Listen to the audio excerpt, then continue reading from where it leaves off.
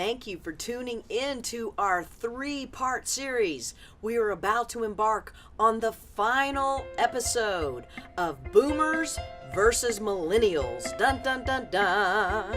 Thanks for joining us. Welcome back. AskDrBeth.com.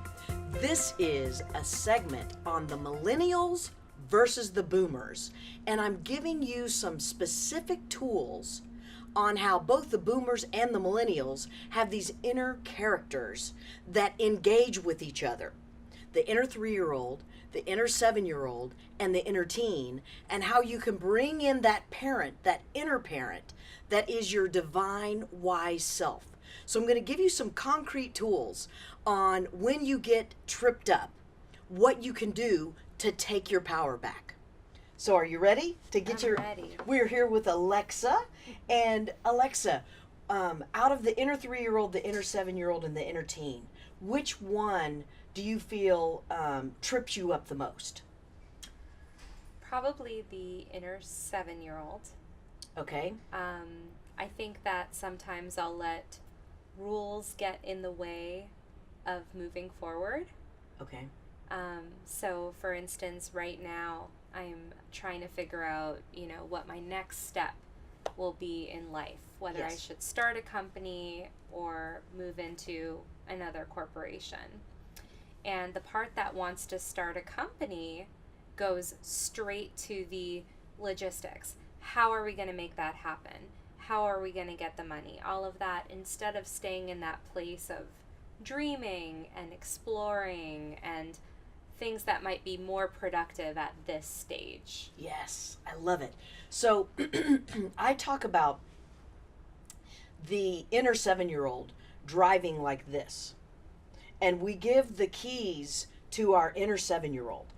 And we let her control. She sets the goals for the world. She sets the standards. She tells us what to do, when to do it, how to do it, where to do it.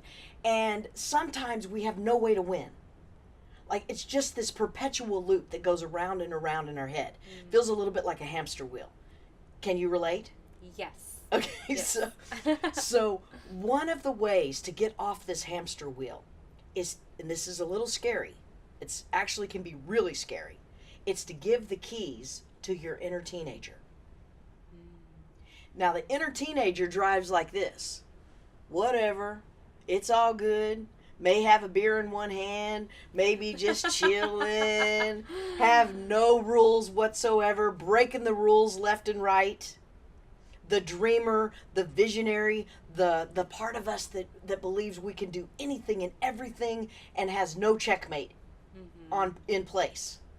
But if we don't give ourselves permission to go there, and we stay stuck in the 7-year-old, we can't even see where we're going. So we do a great job of staying in the car seat, but we're not going where we want to go, and we don't get to live our passion. Right. So which would you rather do? Play it safe, have the inner 7-year-old drive, or take the risk, not know, be a little scared, get comfortable being uncomfortable, and play full out? I would rather recline back, but without the beer. Good answer. Good answer. Your mom will be so proud. That's excellent. I love it. So one of the most important things, because the teenagers can do crazy things like that, right? Totally. And get their bodies hurt, and they do some impulsive things, and it can be really, really dangerous. So that's why it's super important that when we make decisions, that we check in with all 3 characters. So before you take a job, you ask your little 3-year-old, do you feel safe? And it could be a job where you're getting on a TV set. And like when I asked you if you wanted to talk about a particular topic, and you said, I don't want to go there, which part of you didn't want to go there? The 3-year-old, the 7-year-old, or the teenager? Probably the 3-year-old. Yes. Yeah. Yes. And I'm so grateful that you honor her. That is priceless. it's so critical that we listen to those inner feelings. It didn't feel safe. It didn't feel appropriate. It didn't feel like a place you wanted to go. And I absolutely love and bless you for standing in your power. I would hate it if we did this whole thing, and then you called me later and you said, "You know what? I don't want to air that. Whatever you do, take that off, and I'm gonna sue you if you air it." Oh my gosh, I so love your no. You see why? Yep. So anytime somebody tells me yes, and I have any hint that there's a part of some part of them that's not on board, I'm like, could you tell me no? Are you sure you could tell me no? And if you could tell me no, what would you say? And what would that look like? And I'm really playing that out so that I'm really sure your 3-year-old feels safe. Your 7-year-old feels like she can win with me, and that you're doing what you authentically want to be doing. Mm-hmm. Otherwise, we're not in an authentic space. Mm-hmm. So with that 7-year-old, what are some of the things that she does that you would like some help with? Where does she yammer in your head? Is she critical of you? Is she trying to slow you down? What is she doing? I feel like the inner 7-year-old is pumping the brake. So they'll take it off and they'll let me dream a little, and then they'll pump it and say, "Wait, you can't start that yet." Because? And so it's slowing down the process. Because what's that brake pump? Because of anything. Because of having to do a bunch of research on a new topic that I don't know about, or because of a relationship or a person that I need to speak to that I might not be able to get a hold of. There's always a because with a 7-year-old. So I'm totally willing to be wrong about this, but I have a question for you. I wonder if that brake pump might be your inner teen.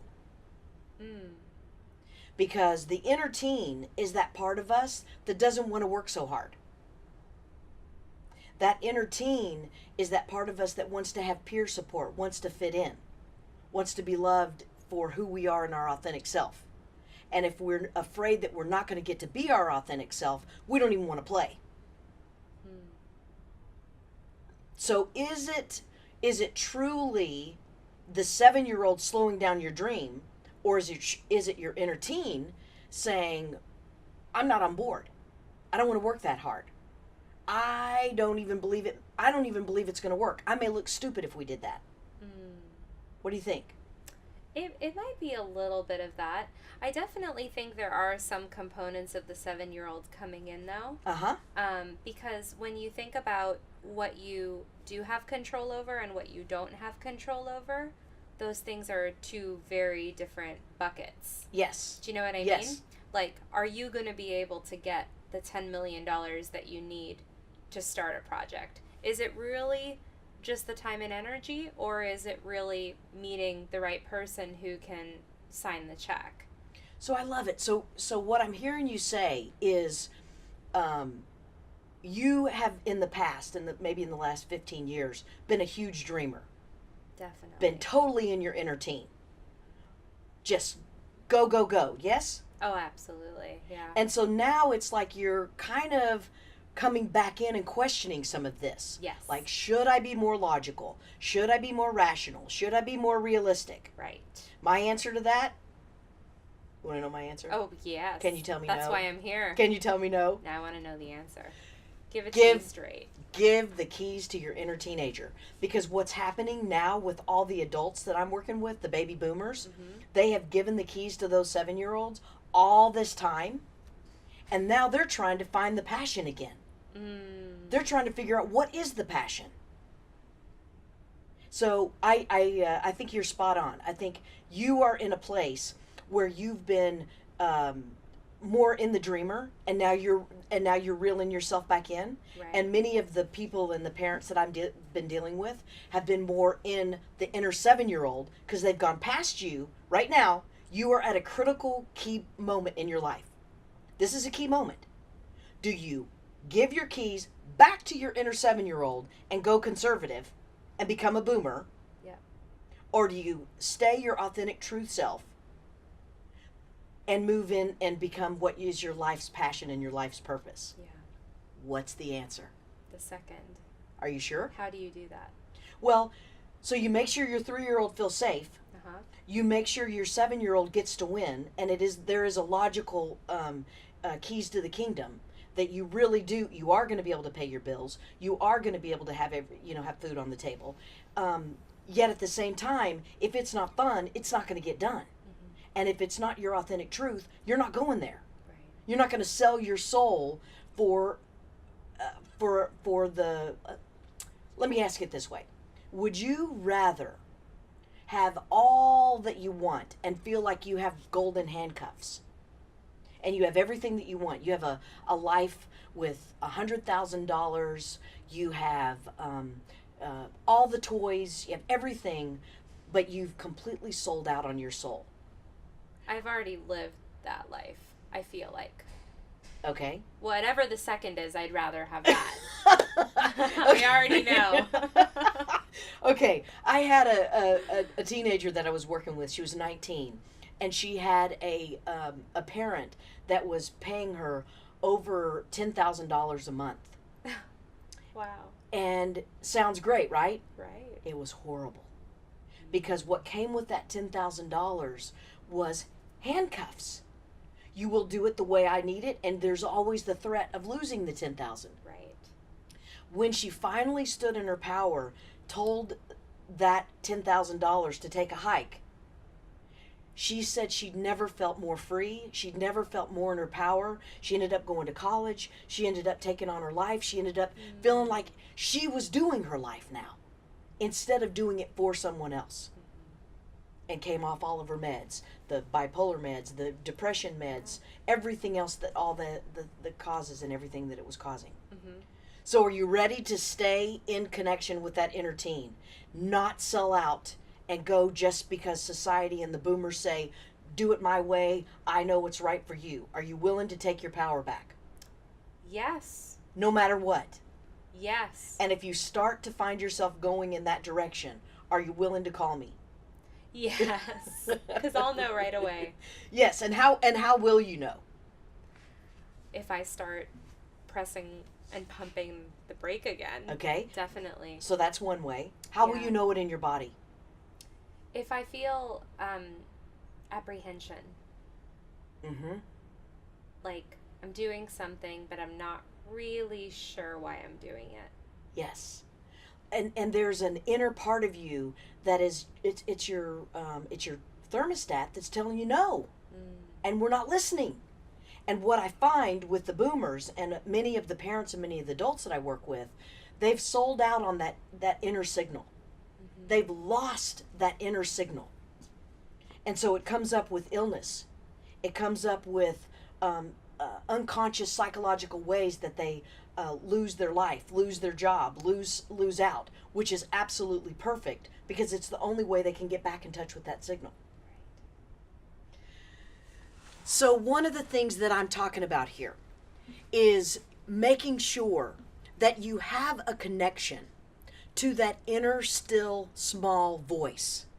It may feel like that part of you that wants to hide under the covers. Give her permission to say no and hide and take a time out. But it's most likely, if you're a boomer, it's most likely going to be your inner teenager that's sick and tired of being sick and tired of being sick and tired, and you're going to find it when you project it onto the millennials. It's yours to fall in love with you. I'm drbeth.com. Welcome to Ask Dr. Beth, America's teenologist. What we are about is bridging the parent gap. But for these shows, we're talking about the millennials versus the baby boomers. Which one are you? And are you pro or con? It's a little bit like Democrat versus Republican. No, I'm not even going to go there. Just kidding. The boomers, it's a little bit like the snow skiers versus the boarders. So in my life, that's probably the only thing in my life that I have that I need to really work on, is this, because I am completely pro snow skiing. Are you a snowboarder? I'm actually a skier with you. Oh, yes! Yeah. I Yes. attempted boarding one time, but I broke my arm on the first on the first hill. Oh no! Oh no! Well, I am actually just kidding about this, but I am a hardcore snow skier. I mean, I love it, love it, love it. Are you a snow skier? I am. Yes. Oh, I've got a season We've pass gotta go this skiing, year. yeah. Done deal. That's a done deal. Actually, one of the things that I want to do is do Dr. Beth Adventures for families and Dr. Beth Adventures for corporations. And what I'd love to talk to you about right now, just kind of pick your brain a little bit, is what might work and what wouldn't work. Okay. The millennials versus the boomers. So I've spent many, many years as a keynote speaker trainer. I started actually when I was younger than you. I was 22 years old, and I was I worked with Saturn before the car even was built. And I was doing the I say, Saturn, and I caught people off doing the truss fall and the ropes courses. Have you ever heard of any of those things? Oh, yeah. So I was one of the keynote speakers for that, and I did work with a lot of the automotive. I've worked with Cadillac Standards for Excellence for 11 years, and Chrysler Customer 1, 2, 3, and 4. And what I did on all of those was do team building and getting people to be authentic and stand in their power and speak their truth. And, you know, Saturn at that time was a rebel in and of itself. And one of the things that we taught the employees to do was to go against the norm of the typical GM. And one of the stories that we used to tell was about one of the chairmen of GM that would say, does anybody disagree with me? And if everybody agreed, guess what he did? He asked again. Either that or they were all fired. Or they were out of the room. Okay. Because if you can't speak your truth and you can't say something different, then why do we even need you here? There was another thing that we did when I was in corporate America, and it was something called the Crash Club. And it was where you actually got to win when you crashed the machine. Crazy, right? Yeah. And I'll tell you why. Because what would typically happen in corporate America is you crash something, and then what is the tendency to do? Freak out. And try to fix it. Or try again. Okay. I'm not answering it the way you want. No, there's no wrong answer. What a lot of people do is they cover it up. Got it. They cover it up. But I love that you, the young millennial that you are, were very good answers. Fix it. Try again. What a concept.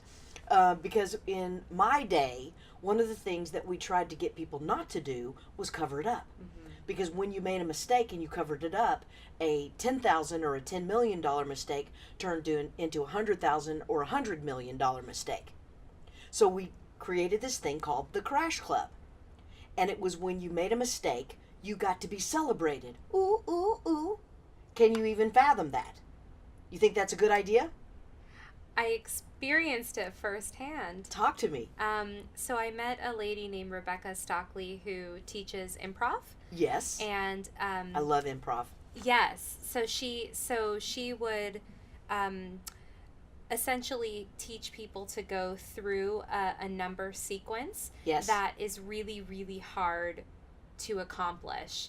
So I would say 1, you would say 2, I would say 3, 4. But then instead she might say, okay, for every 2 you stomp your leg instead of say the number. And we would go back and forth, and one of us would mess up constantly, right?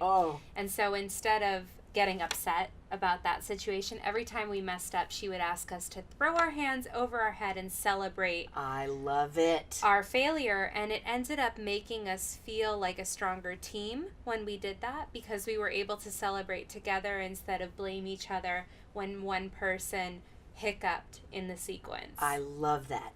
Yes, yes, yes. That is exactly what I am about.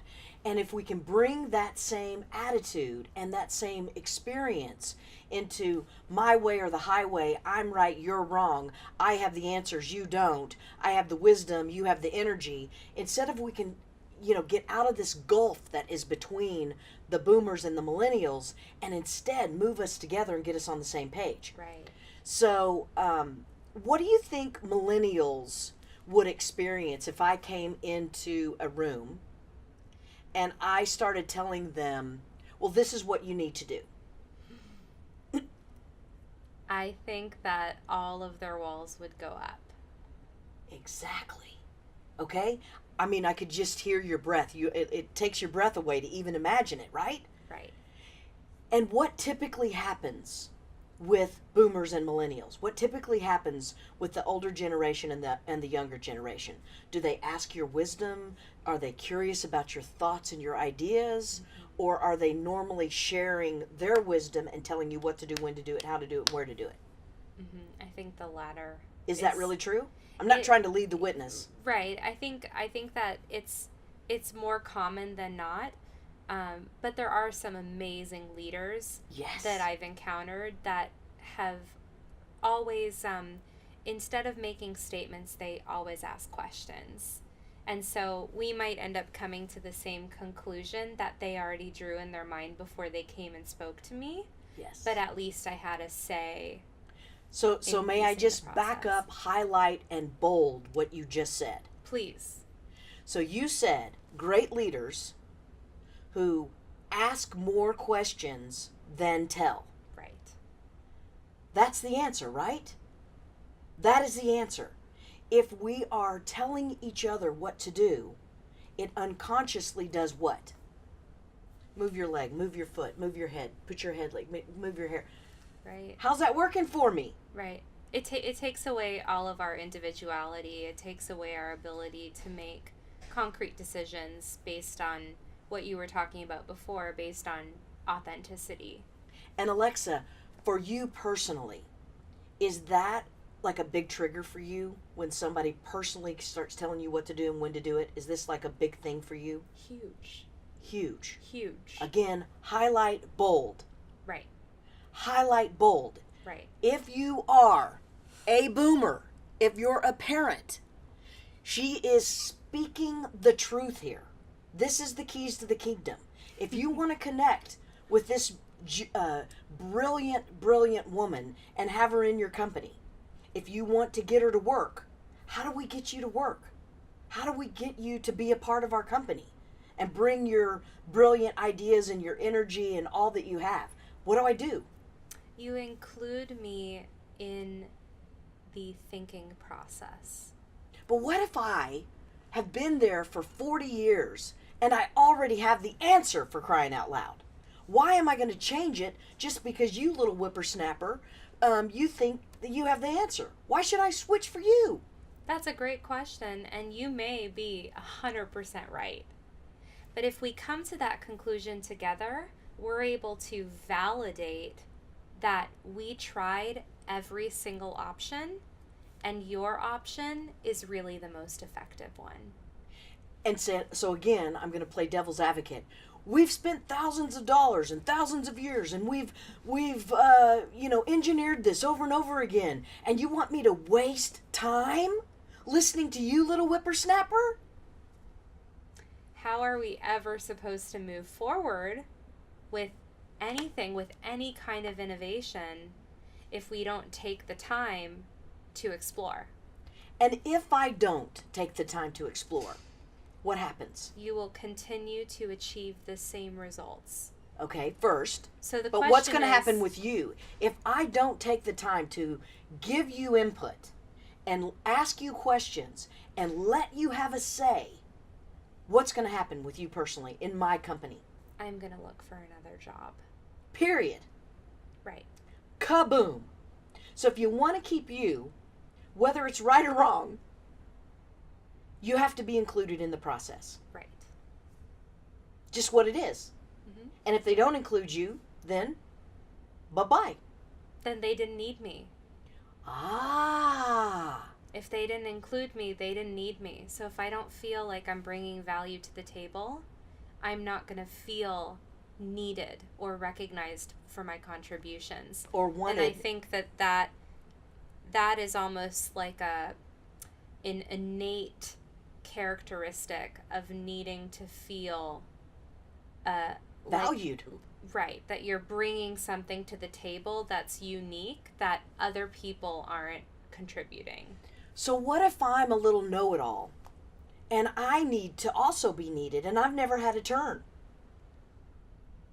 That's what I think is beautiful about the process, the collaborative process, you know, or even we talk about it at Stanford, the D School, design thinking, right? Yes. It's a process where there is no. We can build on each other's ideas, and that's what creates that environment where everyone does feel needed.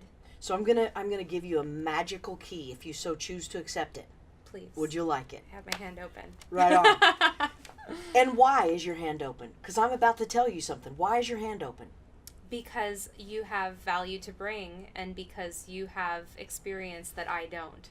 And what am I doing that's giving you permission to take it? You're asking me if I want to choose to receive the key. Yeah. So you can throw it out if you want to throw it out. You can keep it if you want to keep it. And it doesn't feel like I'm throwing it down your throat. Right. So the key to this is when us boomers get in our super 7-year-old and we tell you what to do and when to do it and how to do it, without just taking your toys and going home, when you can really have power is when you find a way to ask me a question that brings me to my inner teenager. Right. And then you may be the leader that I've been waiting for as a boomer. Are you okay with that? I love the idea of that. So the way this works is all of us are 100% responsible for changing and bridging this gap. As the boomers, it's our responsibility to ask questions. Even if we think we have the answer, we might be wrong. What a concept! Are we willing to be wrong in order to evolve? Are we willing to be wrong to have even more? And millennials, let me talk to you a minute. Just because us boomers think we know it all, there are ways that you can ask us questions. You can be the divine wise soul that we're not tapped into yet, that can help bridge the gap. But if you turn into a little mamma jamma teenager, we stop listening. So one of the ways that you can get your power back, and we can get our power back and bridge the gap, is if we both take responsibility for taking it to the 30,000 foot. So if you have questions about millennials versus boomers, and you'd like to bring this to your corporation, please email me at askdrbeth@drbeth.com. See you next time. Take great care. That's a wrap of our 3-part series, The Baby Boomers versus the Millennials. I hope you have had a wonderful time. You've identified who and what you are, and you're ready to embrace all of it. Thank you for tuning in.